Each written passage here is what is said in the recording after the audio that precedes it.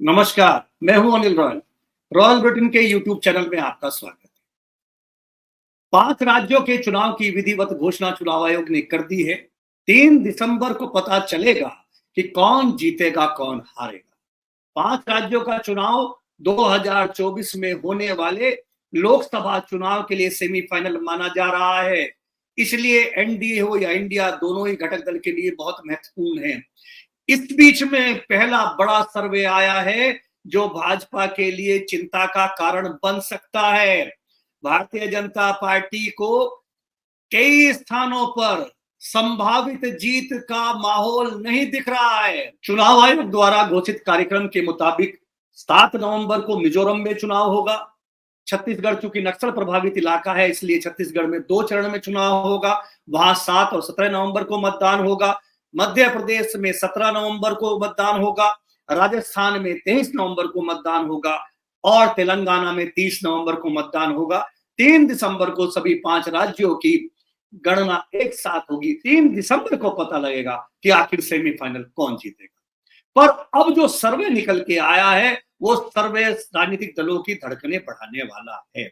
ABP news ने सी voter के साथ एक सर्वे जारी किया है जो बता रहा है कि 5 राज्यों में भारतीय जनता पार्टी के लिए मुसीबतें बढ़ सकती हैं। मिजोरम के लिए भारतीय जनता पार्टी की पहले से भी कोई उम्मीद नहीं थी।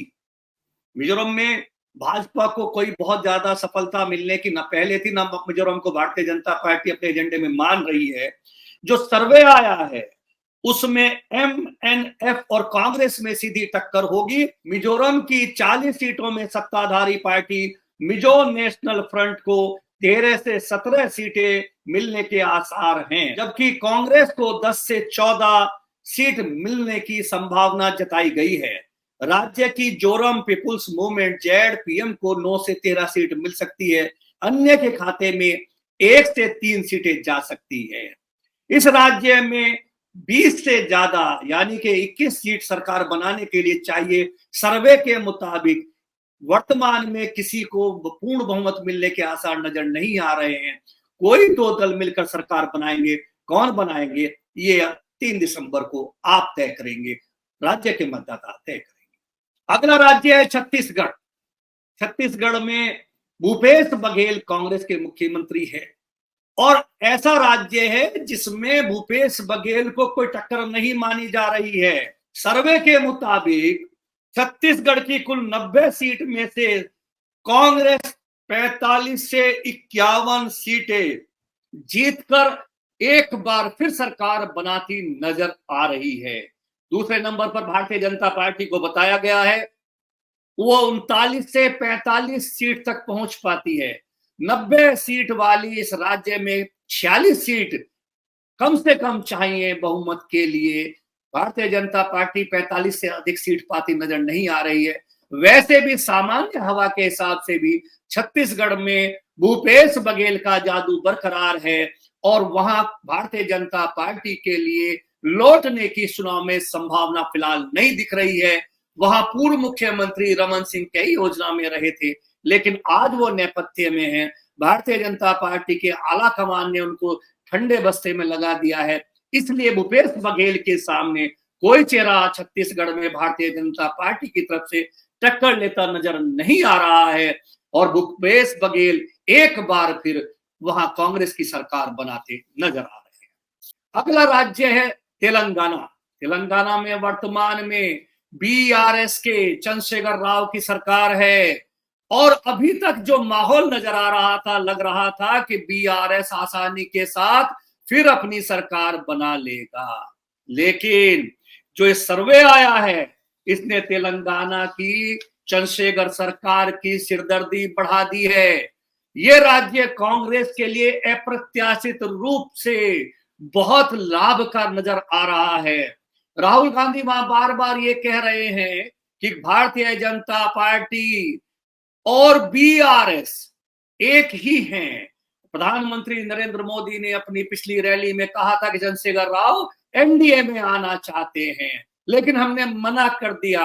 उसका भाजपा को लाभ मिला ना मिला, लेकिन सर्वे बता रहा है कि शायद कांग्रेस को उसका लाभ मिल गया है।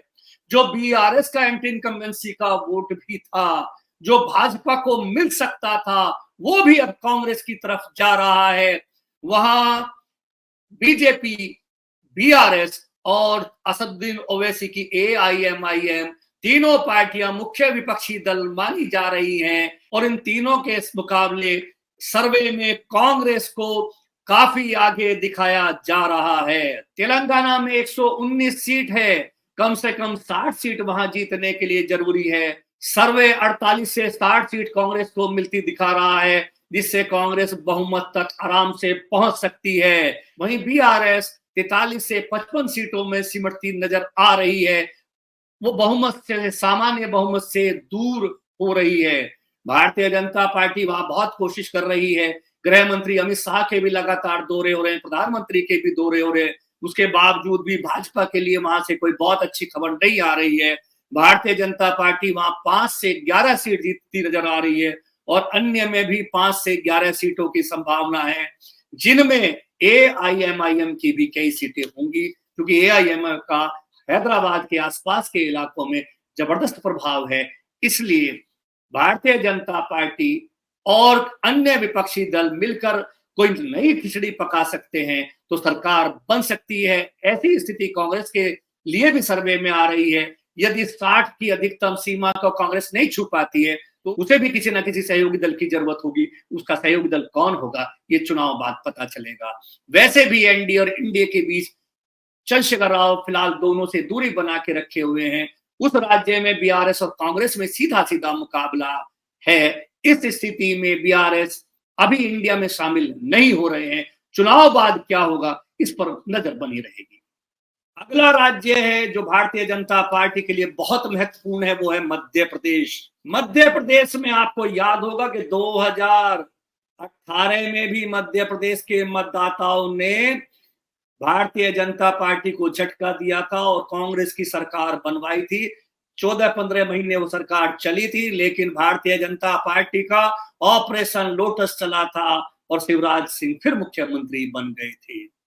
इस बार जो सर्वे आ रहा है वो मध्य प्रदेश का सर्वे भारतीय जनता पार्टी के लिए चिंता बनाने वाला है। मुख्यमंत्री शिवराज सिंह चौहान भी बार बार अपने आप को आउटगोइंग चीफ मिनिस्टर के रूप में शो कर रहे हैं। वो बार बार ये भी कह रहे हैं अपने भाषणों में कि मामा बहुत याद आएगा, मामा का जा रहा है तो आपकी सब सुविधाएं रुक जाएंगी, लाडली बहनों का ध्यान नहीं होगा। इसका अर्थ भी ये है कि शिवराज सिंह को भी लग रहा है कि शायद उनकी गद्दी जा रही है। सर्वे भी कुछ ऐसा ही बता रहे हैं। 230 विधानसभा वाले इस राज्य में कांग्रेस 113 से 125 सीट पाकर आराम से सरकार बनाती दिख रही है। इस राज्य में भारतीय जनता पार्टी 104 से 116 सीट तक पहुंच रही है। 116 सीट पर जाकर बहुमत मिल सकता है तो भाजपा के लिए संभावना बच सकती है यदि हायर साइड पे सीट मिली।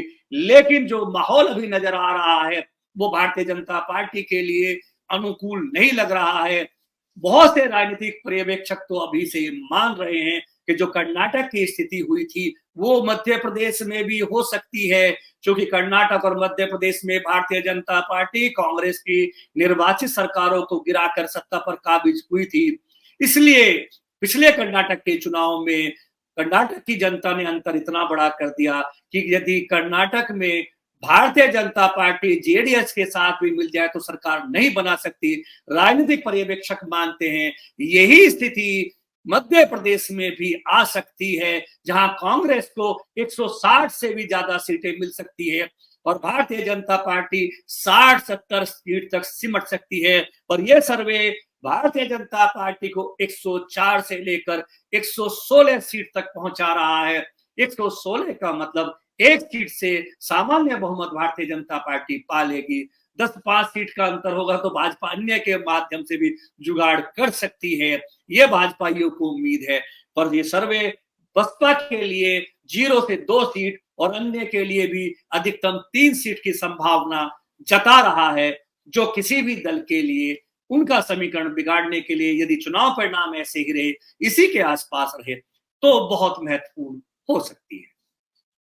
अब अगला राज्य है राजस्थान। राजस्थान में अशोक गहलोत की सरकार बहुत लोक लुभावनी घोषणा कर रही है। 500 रुपए में सिलेंडर बांट रही है। प्रधानमंत्री नरेंद्र मोदी जी वहां गए थे, उन्होंने बताया था हम 600 का सिलेंडर देंगे और वो भी केवल उनको देंगे जो उज्ज्वला योजना की बहनें हैं। पर अशोक गहलोत ने उन सभी महिलाओं को 500 रुपए का सिलेंडर दिया है जो गरीबी रेखा के पात्र हैं, जिन राशन कार्ड धारक है, जिनको फ्री अनाज मिल रहा है।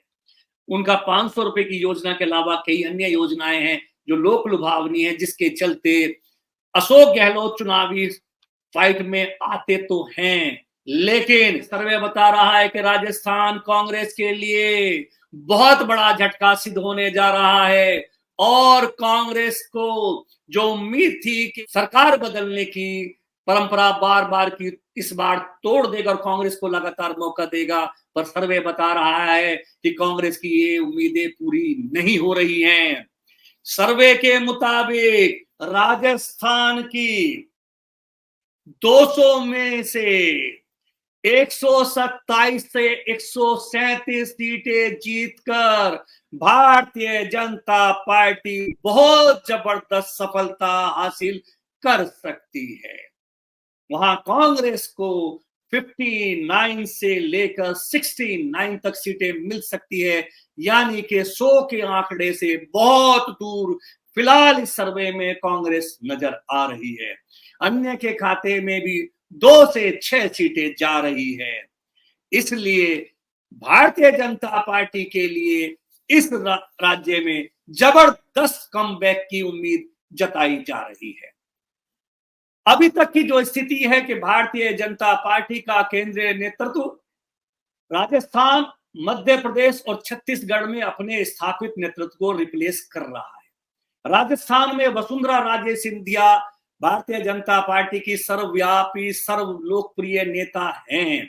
सर्वे ये बताते हैं कि यदि अशोक गहलोत नहीं तो वसुंधरा राजे राज्य के लोगों की दूसरी पसंद है। 36% लोग अशोक गहलोत को पसंद करते हैं तो 26% वसुंधरा राजे को पसंद करते हैं। 18% लोग सचिन पायलट को पसंद करते हैं।